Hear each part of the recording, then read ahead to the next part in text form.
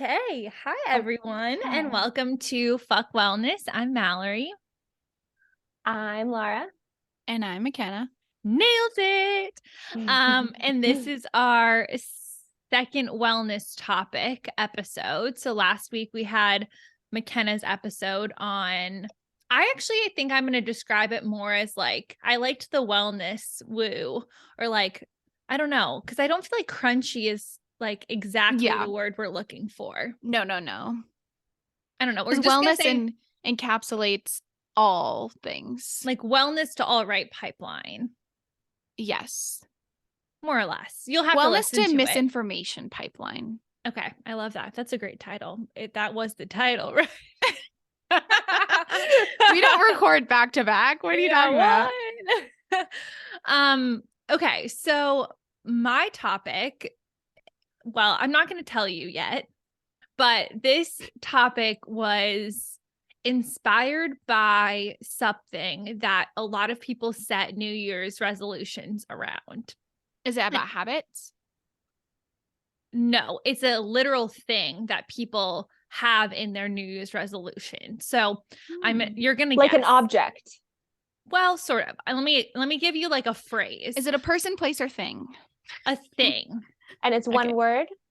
Yes. Well, okay, let me finish the context and then you can start guessing. We're really good at games. People cut this out. Okay, sugar. Nope. I already guessed alcohol and you told me no. That was a great one though. That's really good, Lara. People cut I just feel like out. maybe I'm not the right speaker for that. For alcohol? Yeah. When I was kind of like thinking that maybe you're doing alcohol, I was like, well, Mallory, you'd kind of sound like on a like super a martyr high horse. Yeah. Fuck you all. Okay. Yeah. No, TV? it is. No. Wait, what did you guys, Ken? TV. Okay. Social media. Nope. I would say alcohol is the closest. That's drugs. Like no, but yes. Pharmaceutical drugs. Like birth control. No. Okay. A New Year's resolution cutting out pharmaceutical Some people are drugs. getting there, okay? I pledge to give up birth control in the new year. Not all birth control, maybe just like pill birth control. No, this is like a very like one of the most general New Year's resolutions that you hear. Staying up late. Okay, related. Really? Related, I would say closest to alcohol and that. Alcohol and staying awake and staying asleep. Yeah, but remember it's a thing. It's a thing. Benders. Alarms. Snoozing. Nope. Oh. Snoozing is really bad for you guys. I just learned it really shocks your nervous system too many times. Yes, I never snooze anymore. Oh, I'm a snoozer. I never snooze. I mean, I snooze, but I don't snooze. If you know yeah, you know what I mean. Yeah. I'm not ready for you to tell us yet. I'm not ready for you to tell us. I need to guess. Okay, then I need some more guesses. I feel like we're just really, really close. It's like drugs, and it's like sleep. Am I allowed to? A drug, technically. Melatonin. No. Oh, that was a great guess. Think about like the most. I'm like, how can I emphasize? Think about the most general New Year's resolution. Like this year, I want to cut out blank. Can I Google top 10 New Year's resolutions? Sure, and we can see if it's on there.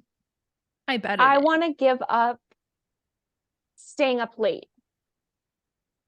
Are you guessing that? Because you already guessed that. I want to give up.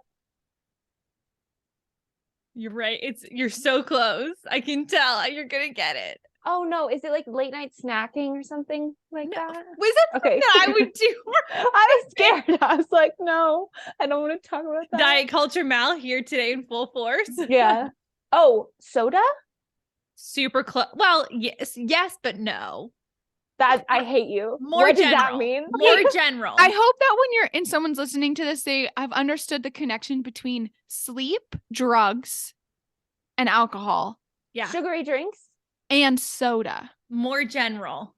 Drinking. Unhealthy food. Anything. No. Less general than unhealthy food, but more general than soda. You're literally killing me. I'm going to say it and you all are going to be like. Caffeine. Yes, caffeine. Oh my God, it is a drug, affects sleep. Oh my God. Wow, what Yes. Wow. Okay, I'm so ready. Wow. Okay, and I wanted to give going into this research, thought I would come out being really anti-caffeine. In fact, I really went into it Googling shit like, why should I cut out caffeine? Why is caffeine the worst?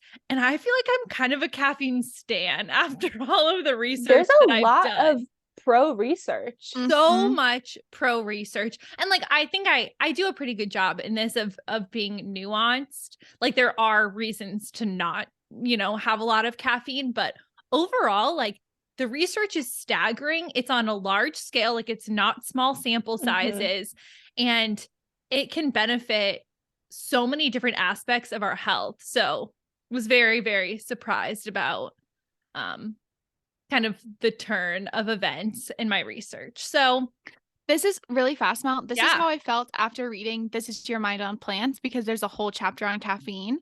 And I thought I was going to read it because I am someone who's like kind of anti-caffeine because I get hooked really quickly and I don't like feeling dependent on something. And after reading the chapter, I was like, oh, he very clearly is like, it's fine within moderation, like a certain, gram per, whatever. I'm ready. Yes. I'm ready. And also can Hit be us with the good, stats. can have positive things. like protective factors. Yeah. Ah. Okay, so the basics of caffeine. So basically what all of the research considers like a good amount, like the most caffeine that reasonably you should have in one day is 400 milligrams, which is about like 4 cups of like a normal size of coffee. 4 cups Yeah, that's a lot. a day Yeah. is recommended? No, not recommended. Okay. That's the No, most. sorry. Well, Sorry, I was asleep for a second. There are basically no negative impacts on a large scale for the population up Gotcha. until you hit 400 milligrams. And do you know the milligram equivalency to a shot of espresso? Yes. So 1 shot of espresso is 65 milligrams Coffee. of Okay, caffeine. cool. Yeah. So I was you could careful. have quite a few shots of espresso. So many. Yeah. I'm talking pretty generally about caffeine today, instead of just coffee, but I will say, and I'm about to get to this, like in North America, coffee is basically the main form of caffeine, for the population, along with carbonated sodas. Those are like our populations. I feel like there's a big switch happening though. Teas in general. No, yes. I feel are on the rise. Yes. I've always been a tea girl and I am proud of that. No, I'm a tea girl too. Period. And I will say like the research that I saw was done in 2017. So I think even since then there's been a shift, but it did break it down like caffeine usage across the world. And it was really interesting seeing what regions, what form of caffeine, because every region like has caffeine usage as a large part of its population, but it's interesting to see, what populations have what as their main form of caffeine. I really only looked in North America, but, I'll link the article if people want to look at other regions. So also interestingly, the USA consumed the most carbonated sodas and sports drinks per capita than any other country in the world. So we're pretty high up on the carbonated sodas and sports drinks matrix. Okay. Yeah. So just generally, I'm going to read this paragraph that kind of summarizes everything I'm going to say today, which is moderate caffeine consumption can improve mental alertness, concentration, decrease fatigue, and increase athletic performance, but excessive caffeine intake, aka more than 400 milligrams a day, can cause anxiety, headaches, nausea, restlessness, and an increase in the risk of hypertension and cardiovascular disease. Again, the recommended caffeine intake for healthy adults is no more than 400 milligrams a day. A couple other, like, I guess, fun-ish facts about caffeine is that for the average person, the levels of caffeine peak in your blood actually within 15 minutes of consuming it. So I but feel its like half-life is really long. it is. So but basically Sorry. it peaks. I'm You're good. assuming No, your no, presentation. that's a fun fact. It peaks, like it starts peaking at 15 minutes through about 45 minutes, and then it drops off. So I honestly didn't really know that.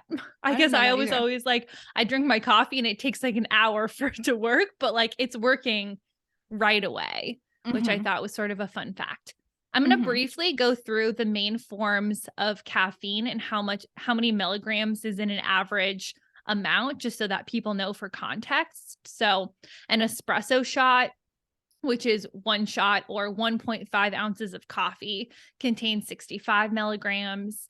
1 cup of tea, so 1 cup of black tea, contains about 47 milligrams of caffeine, which is interesting. Wait, how much was espresso? 64? 65 milligrams. 65? Dang, so it's pretty close. Yeah. Wow.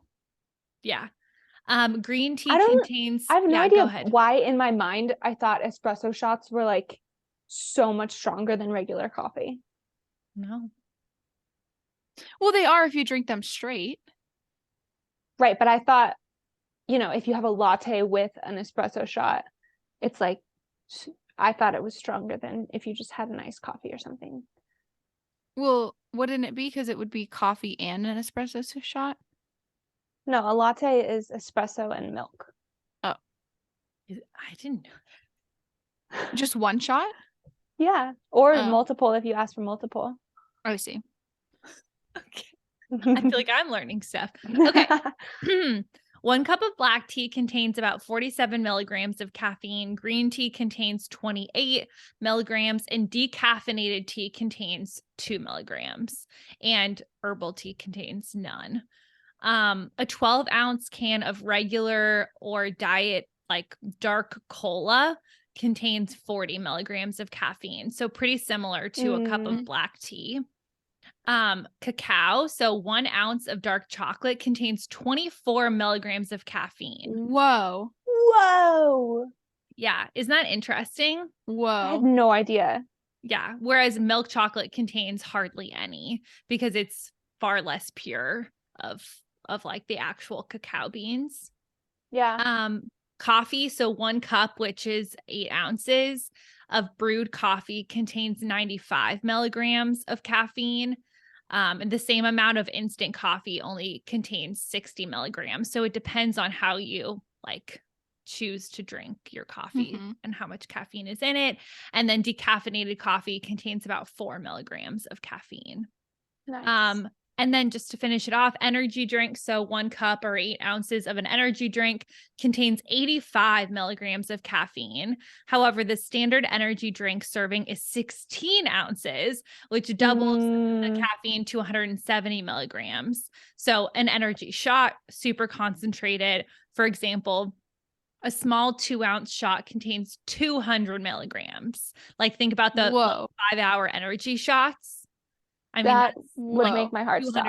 Well, yeah, and I'll talk about sensitivity later on, like caffeine sensitivity, but I don't think people recognize that when they're taking a shot, like they're taking almost more than half of like the recommended. Not even recommended, but like the literal most that you should have. Yeah. And then supplements. So it depends what supplement you're taking, but a lot of caffeine supplements contain about 200 milligrams per tablet. So for example, like, I don't know, Ken, if you've ever taken the migraine medicine, migraine, like there's caffeine in that.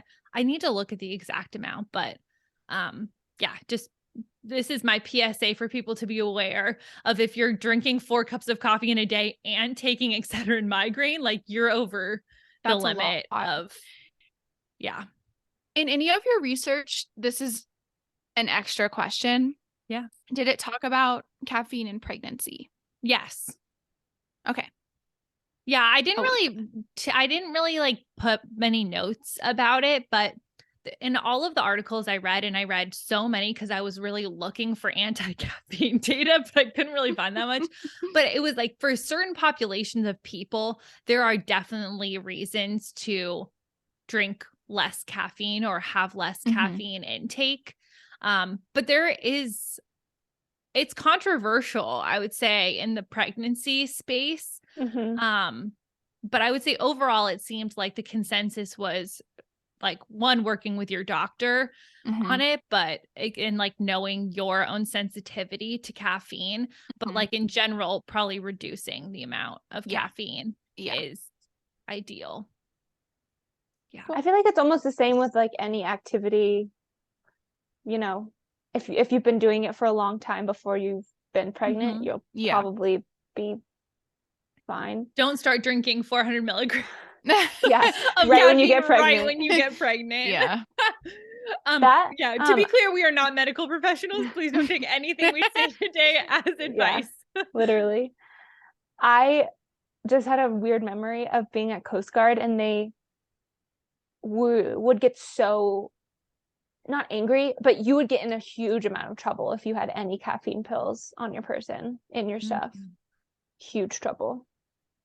Because I think those are so concentrated. Well, and if you're taking multiple, like if you're already taking caffeine and then you are doing multiple like all-nighters, your mental health will be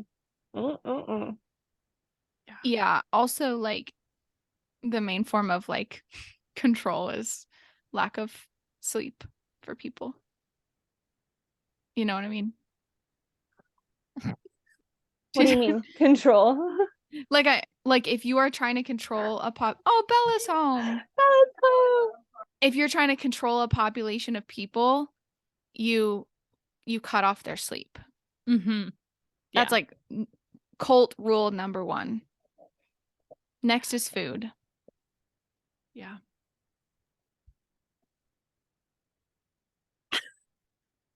Okay, am I good to move on? I'm just trying to mute out the sound. Yeah, go for it. Okay, so the next section is a question I tried to answer, which is caffeine good for you? I sort of prefaced this at the beginning, but I'll go through some of the data around caffeine. So first, these are kind of, I'm just going to throw some stats at you or some research, and we can discuss them afterwards. So recent studies found that coffee drinkers, so a lot of these are coffee specific, which I think is an interesting conversation to talk about. Is it the inherent aspects of coffee which are protective for people, so like the coffee beans, or is it the caffeine that's protective for these diseases? So that's something we can talk about in a little bit, but a lot of these say specifically coffee and not caffeine, which I think is important to note. So recent studies found that coffee drinkers are less likely to die from some of the leading causes of death: coronary heart disease, stroke, diabetes, and kidney disease. People who drink more coffee are less likely to get type 2 diabetes. This is caffeine. Caffeine is not only linked to a lower chance of developing Parkinson's disease, but it also may be linked with the condition, like are better able to control their movements if they have some amount of caffeine in their diet. Both regular and decaf coffee seem to have a protective effect on your liver. So that makes me think that it's not the caffeine. If it's coffee or like decaf and regular have a protective effect on your liver.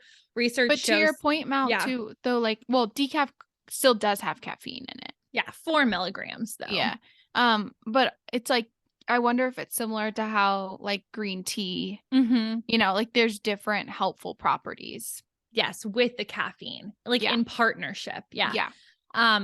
So has a protective effect on your liver. Research shows that coffee drinkers are more likely to have liver enzyme levels within a healthy range than people who don't drink coffee. 1 in 23 women develop colon cancer, but researchers found that coffee drinkers were 26% less likely to develop colorectal cancer. Almost Do you think that because coffee has a poop quality? Yeah, maybe. I wonder, what is it in, is it caffeine that causes us to poop, or is it something in the it's coffee. It's the beans? It's like, I think it's laxative in the coffee. In the, like, not actual laxative, Yeah. We should look in up like the bean itself, not in the caffeine in the bean element. Yeah, because if I drink a matcha, like I wouldn't be. Oh, well, to be clear, I don't drink coffee, so I don't really know. But I feel like when people are like, in the morning, as soon as the coffee touches my mouth, I have to shit. And you don't feel that way with matcha? Mm-mm. Yeah, then I think it's the coffee. Well, let's Google it. What in coffee makes you poop? You can keep talking, Mel, and I'll find this answer. Almost 2/3 of Americans living with Alzheimer's disease are women, but the caffeine in 2 cups of coffee may provide significant protection against developing the condition. In fact, researchers found that women aged 65 and older who drank 2 to 3 cups of coffee a day were less likely to develop dementia in general. I was literally going to ask if you had any stats on dementia or Alzheimer's. Yep, there you go. That's cool. So anyway, that was like a lot of random research. Any thoughts or comments? I just think it's interesting, I guess, because I don't know, the idea of caffeine having positive effects, I almost don't even, in my mind, it's the other stuff as like, I don't know how to say this fully, but if someone were to say, oh, I'm either going to take this caffeine pill or I'm going to have a really healthy habit of drinking a mate a day, those are two so different, like such different things in my brain. Then one feels very, oh, of course that has a positive effect, but the other just being the caffeine, I'm still not, my brain still can't wrap my head around the fact that that has all of those benefits, I guess. Yeah, I mean, and based off of this research, I feel like it is very possible that, especially with coffee, like there's something in the coffee beans that is beneficial or almost more beneficial than the caffeine. But a lot of this research is just on caffeine. Yeah, but it is interesting how we almost like put a health halo on things that aren't caffeine, even though they have caffeine in them. Right. Because we're uncomfortable with the direct, you know, like. Or it's almost as if the caffeine that is in a tea drink or something that originates from a bean can be healthy, but there's no way that any part of a sugary, you know, bubbly drink could be healthy, even though that does have caffeine in it. And as we've just said, that is healthy. It somehow has a completely different light shown on it. Totally. Ken, did you find anything? Or are you in too deep now? Well, I found stuff and then my computer started not loading the page, so it makes me seem like I don't know. They don't want me to have the answer. But the one article I read seems to not know. Seems to think that people thought it was caffeine, and then they similarly said, well, decaf. And then there was 2 like components that had really long names that they were like, oh, this might affect things. So it's not really a satisfying answer. Okay. Next up is, what are the negatives of caffeine? And I want to be clear that there is actually no research of downsides below 400 milligrams a day. Like, this is not to say you should drink up to 400 milligrams a day. Like, if it doesn't do well with your body, don't do it. But there's no validated research with like medical downsides to having like below 400 milligrams of caffeine a day.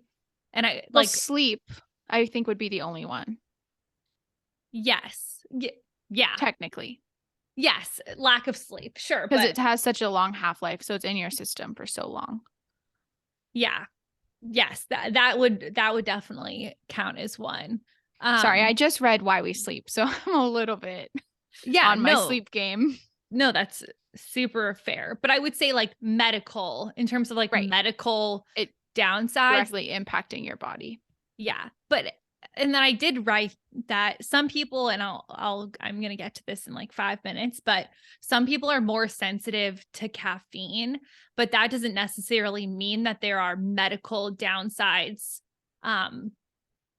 like below 400 milligrams. That just made me mean that they are more sensitive, which means they have more side effects, which aren't necessarily causing like a long-term medical damage. I have a question. To your body. Yeah. when we say someone is more or less affected by the caffeine, is it somehow related to receptors in my body or McKenna's body that are different to the caffeine, or is it because I'm burning through the caffeine faster than her body is, or what is it? Can we table this for like yeah Because I have thoughts on that because I am very sensitive. Yes, we are going to talk about this. I promise. Okay. I have a long Okay. section on this. Okay. But I will say the one downside that I did find at high levels, aka like more than 700 milligrams a day of caffeine, is 700?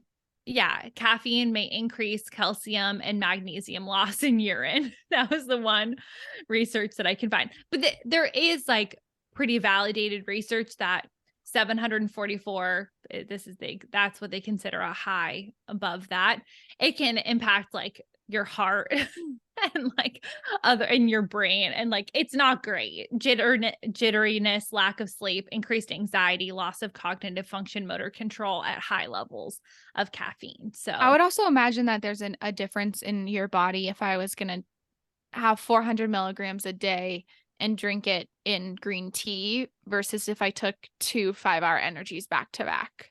yeah, well, I think what's the word? Like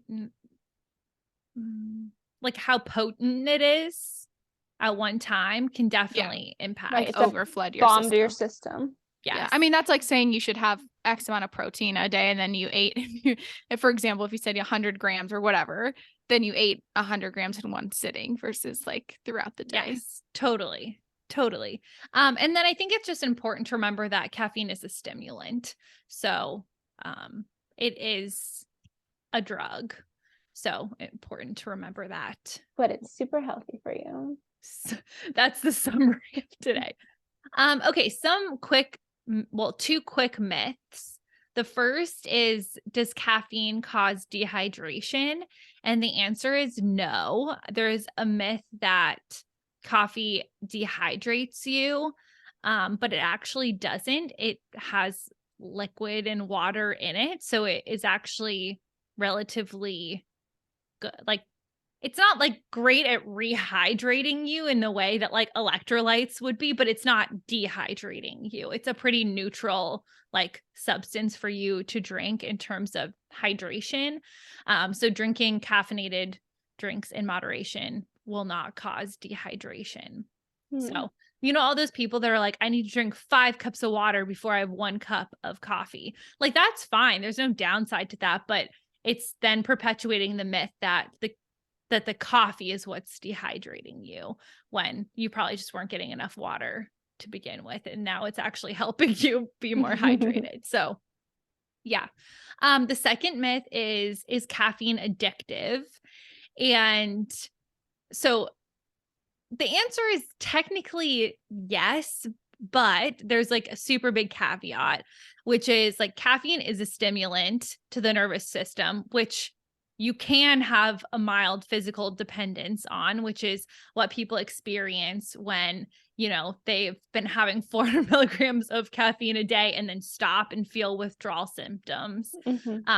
That is physical dependence, but caffeine doesn't usually threaten your physical, social, or economic health the way that other drugs can. So most people are not putting that in the same categories of other drugs because it doesn't have such like, or the same like socio like political impacts. Like, people are not put into like the prison system based off of a caffeine addiction, which I think there's privilege with that too, that caffeine is not something we're regulating in the same way. So anyway, caffeine is technically addictive. You can have a mild dependence on it, but it's not really, no one would say that it's like an addictive drug in the way that other drugs can be addictive. Does that make sense? Yeah. On my end, yes. Okay. Lara's being really thoughtful, so. No, that makes sense. I was first that all makes sense. First, my brain thought and had a question. Do you think that in prison systems, incarcerated people are given coffee like with breakfast. That was my first wonder. I'm sure. Two, I agree. I think it's interesting that we don't regulate caffeine because it is a stimulant, but I also would say like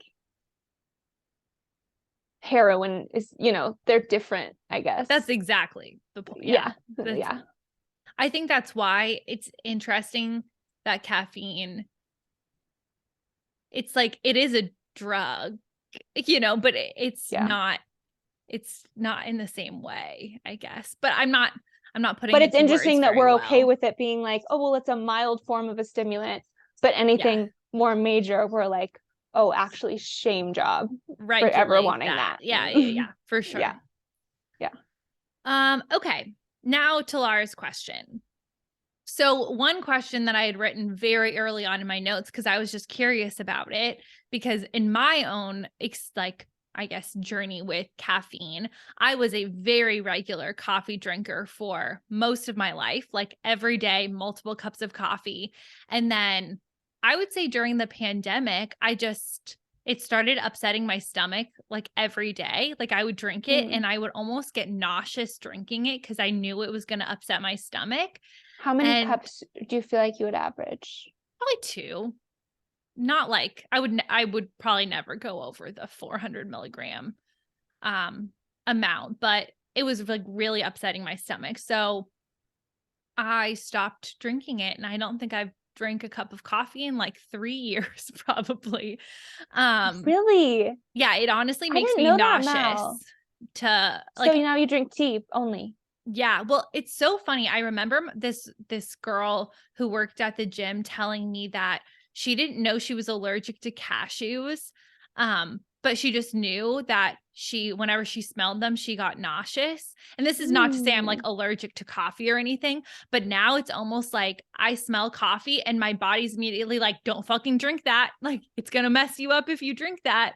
And so now I have like a bodily reaction to like, I like the smell of coffee. Like I would love to just smell coffee, but it upsets my body. So anyway, I only drink tea now, which doesn't impact my body. But I will say, like, I don't know how much, again, back to the question of coffee versus caffeine. Like, I don't know how much that has to do with the caffeine versus the coffee, because black tea does have caffeine, but far less than a cup of coffee, like half the amount. So I don't know if me drinking a cup of black tea in the morning isn't upsetting my stomach because it's not as potent as a cup of coffee, or there's something in coffee that upset my stomach, like the acidity of it, for example.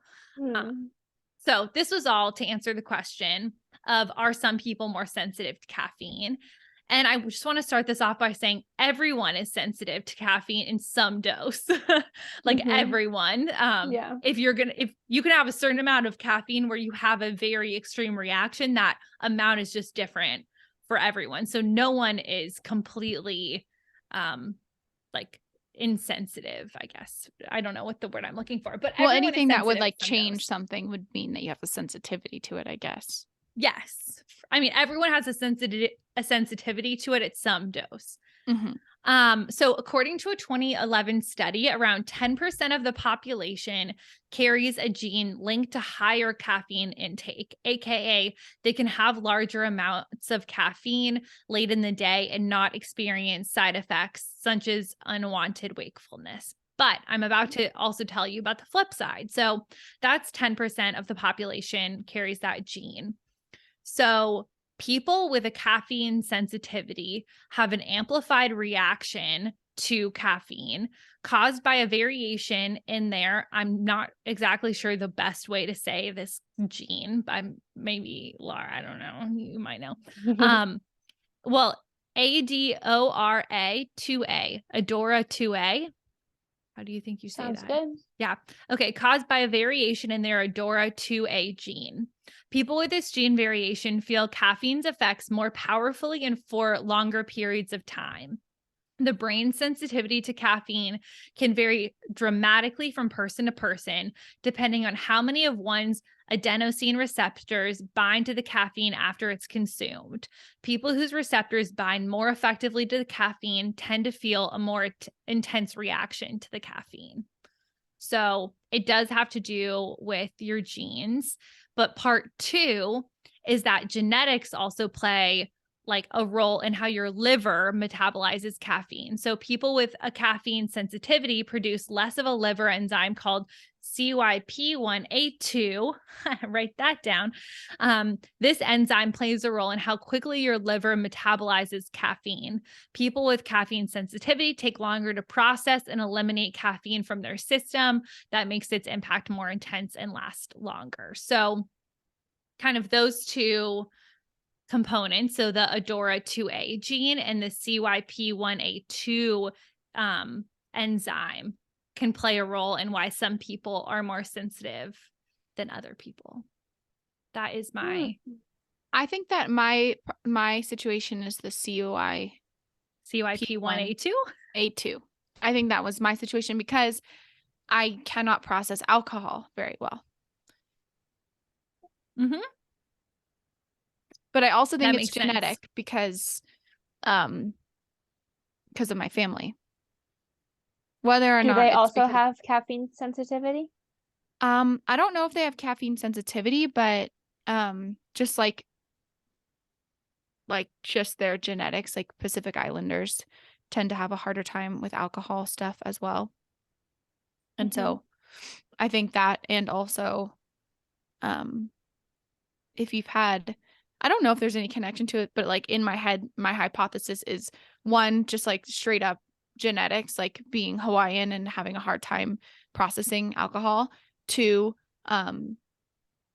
if people have abused alcohol, I wonder if it affects I don't know if this is real or not, but like affects your lineage. If I have multiple people above me who have abused alcohol, maybe my liver can't process as well. I don't know if that's real or not. I think it does. That is known to be passed down. I don't know if it's because they abused alcohol or a part of your like medicinal body that has made them want to abuse alcohol, then gets passed down. Yeah. I wonder, so if it's the second one, the DD2A whatever thing, The liver what enzyme, happens? Yeah, what if it's the liver enzyme thing? I wonder if there's like certain rules if you have like a liver disease or a liver, I guess like there's lots of different liver diseases out there. What does that how does that affect you? Does that make you caffeine like bad? I don't know. Huh? Like harm your liver? Yeah, like If it has to like work harder. Yeah. Grab your nearest doctor. I don't know. I take things that help my liver, like supplements for my liver specifically. I'm grateful for my liver. Yeah, everyone say you're grateful for your liver right now. No, they're going to take my liver out if we do that. Yeah. Wow, bringing it back. People are going to have listened to last week's episode to get that reference. So yeah, I don't know. That's a good question. Yeah. Wow. Fascinating. Well, that's my conclusion. Mallory, so well done. Yeah. Thank you. Any final questions, thoughts, feelings? Lara, also, side note, Ryan and I have only really talked on the phone, obviously, for the last like 3.5 weeks because we've been apart. And he said that as I get older, I sound more and more like you on the phone. He said that. That's right. He said that I will say things and I'll be like, oh, you sound so much like Lara right now. Why is that a scoff and then saying that? He should be jumping for joy. No, because you just say funny stuff in a funny voice. And I think it's funny. But yeah. Anyway, I thought you would appreciate that. I'll think of some examples for you. Yeah, I'd like that. Anyway, yeah. Wow. My only takeaway is that once again, Lara, no offense, you haven't gone yet, but Mallory's the best at these.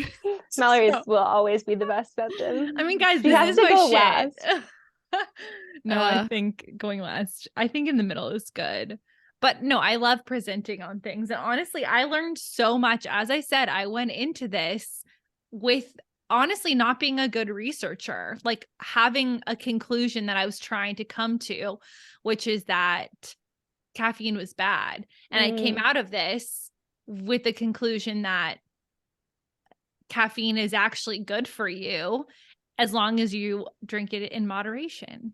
Gotta be a non-biased reporter. Yeah. Don't hire me, New York Times. I'm not there yet.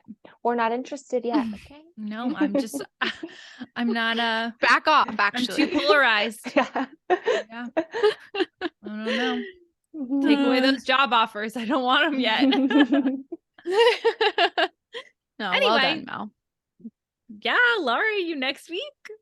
I'm next, y'all. I'm actually very grateful because every time we do episodes like this, going back to the convincing myself that I'm a lucky girl, I have always fully convinced myself that both of you will have my topic and all of my research will be for nothing.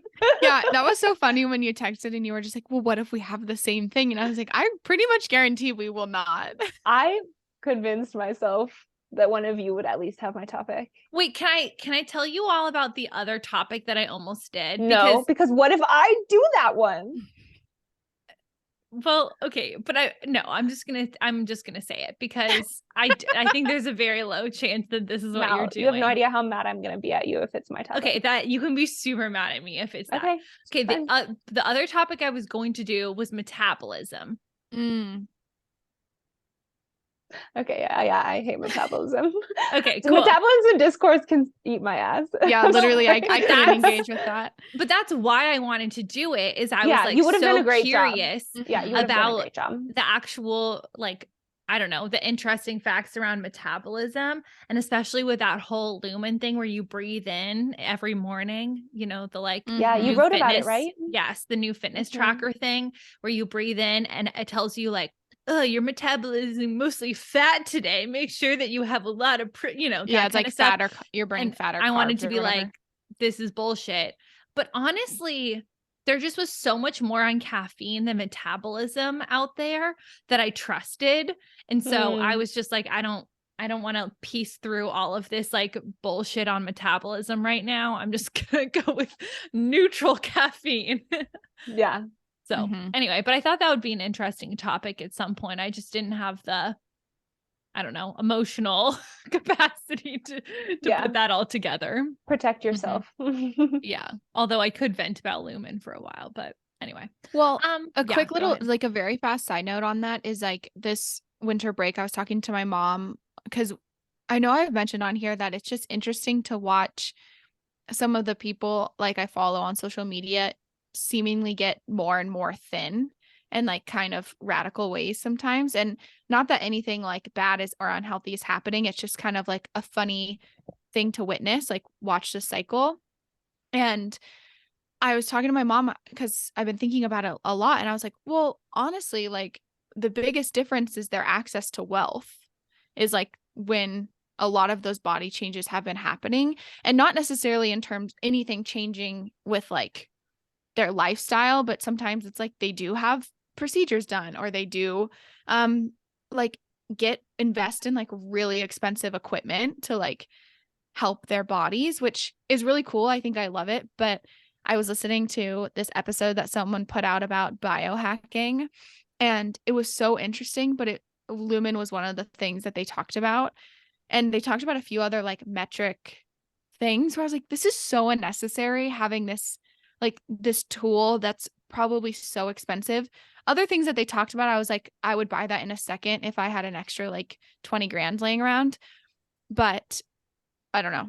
That's a really side note. It was just interesting for me to track like how expensive some of that is for not really any reason sometimes. Wait, can I give a metabolism fun fact that you just reminded me of, Ken? Yes. Okay, so in my super brief research on metabolism, when that was going to be my topic, I did find this 2022 large-scale research study that found that our metabolism doesn't actually get worse with age. And that it actually has a lot more to do about like your individual like genes than it does about age. So your metabolism that you have when you're young, like may change as you get older, but it has nothing to do inherently with age. Like age isn't a factor in your metabolism getting worse. I would love to have that article in hand, like on a business card to pass out to people who have commented on my food choices, because yeah. I know I did think about all the narratives around that. And anyway, but when I read that, like the author was like, this is going to shift like the paradigm in the space and like the weight loss, quote unquote space and stuff, where people are like, oh, I'm just destined, I might as well just like ignore the world. It was just really interesting. Yeah. Well, do you think that myth made people not eat as much, with then created like disordered eating habits with their digestive system, and then essentially proved their point? Yeah, I think people were a lot more fearful around food because as they get older, they're like, well, this food is going to fuck me up more. So I'm just going to eat less of it, when that wasn't. Yeah. I will say I can't process apples the same way that I did when I was little, but that we don't talk about apples enough. Apples will fuck you up with age. Apples get me. Or can.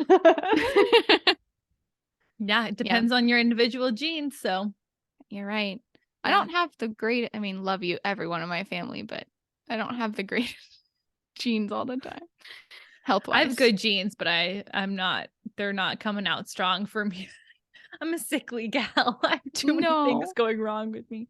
Okay, I think we should wrap this up because I need to have my second dinner. Okay, I'm going to go eat dinner too. Okay, thanks for listening. Bye. Have a good week. Bye.